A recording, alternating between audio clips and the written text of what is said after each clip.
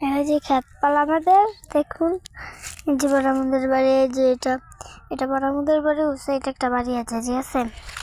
এই যে ক্ষেত, ঠিক আছে, দেখেন ক্ষেতেটা ঘাসের ক্ষেত, ঠিক আছে। সুন্দর না ঘাসটি? হাত কেটে যাবে কিন্তু আমি ধরতে চাই না। সুন্দর ফুল, কত সুন্দর তাই না?